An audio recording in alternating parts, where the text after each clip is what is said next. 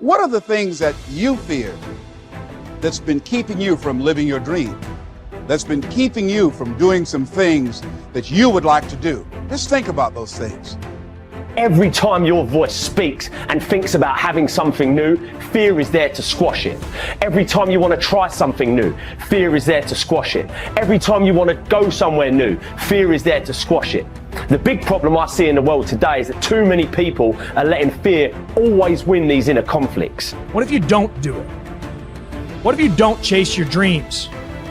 What if you don't stand up for yourself? What if you do not step up to the plate and take that challenge? You have no idea of the breathtaking future that's on its way to you, that's asking you, please let me through. When you decide that you are good enough, when you decide you give yourself permission to have it all, have all the love, have all the health, when you give yourself permission, it's like the inside of your champion is saying, let me out. Fear forces evolution. Fear is good. Fear are instincts. Fear is the radar that tells you what you need to do, how to exist, and what's going to keep you alive. Fear can keep you in your comfort zone. It's safe there. You know what to expect, but nothing grows there. Life happens outside the comfort zone. So let's look at how we can begin to take some steps to restructure that fear, to begin to expand our visions of ourselves, to begin to increase our self-esteem. Webster said that self-esteem means confidence and satisfaction in oneself. Look at your life right now. Whatever you've done up to this point in time, your life is working. Whatever you have produced, it came out of you as a result of the kind of person that you have become. You have to be fearless. You have to be completely fearless and have utmost belief in whatever that feeling is inside you. It's all a mindset. It's how bad you want something, and nothing tastes better than when you've earned it. There's no better feeling than when you've earned it. So just start. Stop talking about it. If not now, when? If not you, then who? Listen, someone else is starting right now. As long as you got air in your lungs, you have an opportunity to improve your current situation. So human up. Accept the challenge, change your associations, and soon you will find yourself receiving accolades and congratulations. But first you gotta say I do to the new you and commit to a lifetime of small wins that at times will seem meaningless and pointless.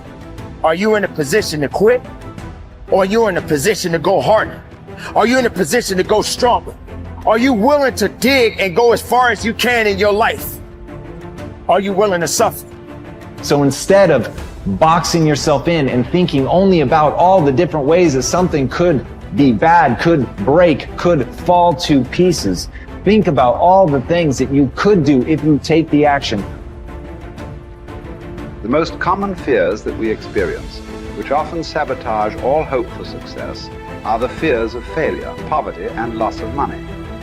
These fears cause people to avoid risk of any kind and to reject opportunity when it is presented to them. They are so afraid of failure that they are almost paralyzed when it comes to taking any chances at all. There are many other fears that interfere with our happiness. People fear the loss of love or the loss of their jobs and their financial security. People fear embarrassment or ridicule. People fear rejection and criticism of any kind. People fear the loss of respect or esteem of others. These and many other fears hold us back throughout life. The most common reaction in a fear situation is the attitude of, I can't. This is the fear of failure and loss that stops us from taking action. It is experienced physically, starting in the solar plexus. When people are really afraid, their mouth and throat go dry, their heart starts pounding. Sometimes they breathe shallowly and their stomach churns. Often they feel like getting up and running to the bathroom. These are all physical manifestations of the inhibitive negative habit pattern, which we all experience from time to time. Whenever a person is in the grip of fear, he feels like a deer caught in the headlights of a car. This fear paralyzes action. It often shuts down the brain and causes the individual to revert to the fight or flight reaction. Fear is a terrible emotion that undermines our happiness and can hold us back throughout our lives. Fear makes come true that which one is afraid of. Now, even if it only comes true in the imagination, we must experience the tortures of that which we fear. Tortures often as not worse than those if what we feared actually came to pass physically in our lives.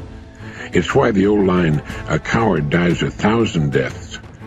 A brave man dies but once," is really true. Fear makes come true that which one is afraid of. If fear of something is held long enough, it may well bring on that which we fear, but it really doesn't make much difference because experiencing the fear is the same thing. That is, as far as our mind and body are concerned, it's actually happening over and over again, doing its inevitable damage to our physical bodies. Ralph Waldo Emerson said that fear is ignorance. Whenever we're afraid of something, I don't mean the perfectly natural, normal fears that work to keep us alive, but the gnawing, unreasoning, illogical, and neurotic fear of something. It's only because we don't know the real truth about it. If we did, the fear would vanish. That would include a neurotic fear of death, the fear that we are not liked or loved, and so forth. I think the thing to remember here is that when we fear something, it takes its toll on our mind and body just as if that which we fear had in fact come to pass. And we can bring to pass that which we fear. If you want to change attitudes, start with a change in behavior. In other words, begin to act the part as well as you can of the person you would rather be, the person you most want to become. Gradually, the old fearful person will fade away. Dr. Frankl learned that by controlling his attitude, the concentration camp fell away. His mind was free to roam where he wanted it to roam, think about what he wanted it to think about. It was as free as the birds, freer really, for it could fly to the ends of the earth, to the ends of imagination in an instant. And so can yours, and so can mine. You need large amounts of self-discipline to deal courageously with all the fear-inducing events of your life. This is probably why Churchill said, "Courage is rightly considered the foremost of the virtues, for upon it all others depend." The fact is that everyone is afraid, and usually of many things. This is normal and natural. Often fear is necessary to preserve life, prevent injury, and guard against financial mistake. So if everyone is afraid, what is the difference between the brave person and the coward? The only difference is that the brave person disciplines himself to confront, deal with, and act in spite of the fear. In contrast, the coward allows himself to be dominated and controlled by the fear.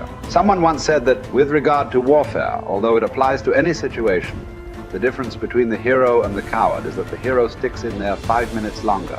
Fortunately, all fears are learned. No one is born with fears. Fears can therefore be unlearned by practicing self-discipline repeatedly with regard to fear until it goes away. Your ability to confront, deal with, and act in spite of your fears is the key to happiness and success. One of the best exercises you can practice is to identify a person or situation in your life of which you are afraid and resolve to deal with that fear situation immediately. Do not allow it to make you unhappy for another minute. Resolve to confront the situation or person and put the fear behind you. The only way to deal with a fear is to address it head on. Remind yourself that denial is not a river in Egypt. The natural tendency of many people is to deny that they have a problem caused by fear of some kind. They're afraid of confronting it. In turn, it becomes a major source of stress, unhappiness, and psychosomatic illness. Be willing to deal with the situation or person directly. As Shakespeare said, take arms against a sea of troubles, and in so doing, end them. The companion of fear is worry. Like twin sisters, fear and worry go around together. Mark Twain once wrote, "I have worried about a lot of things in life, and most of them never happen." So if you want to do something, if you've thought about something you want to do, take it head on. Decide that you're going to start looking at it, start doing research on it, start tackling it, start becoming involved in whatever and wherever it might lead you to begin to explore the possibilities in that particular thing that you're seeking so that you can begin to learn all you can about it. Decide that you're going to face it, that whatever shortcomings you have, that you're going to strengthen yourself there. Whatever training that's required, that you're going to go get that training, that you're going to get started right now. George Washington Carver would say, do what you can, where you are, with what you have, and never be satisfied. S.B. Fuller used to say, and you heard Joe Dudley talk about, always strive to be more than that which you are. Yeah, don't get satisfied with yourself. Always know that wherever you are, you can enjoy more, that you deserve more. But most people, you know what they do? Most people go through life quietly and safely, tiptoeing to an early grave. Find out what it is you want and go after it as if your life depends on it. Why? Because it does.